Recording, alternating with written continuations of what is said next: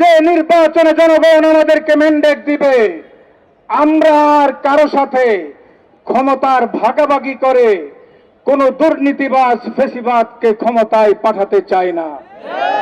এবার ইসলামকে ক্ষমতায় নিতে চাই। সংবিধান হবে কোরআনের আলোকে, শাসন হবে খেলাফতের আলোকে।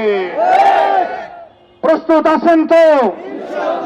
আল্লামা মামুনুল হক যদি ডাক দেন, রিকশা মার্কার পক্ষে বাংলার টেকনাফ থেকে তেতুলিয়া পর্যন্ত ঝাঁপিয়ে পড়তে হবে।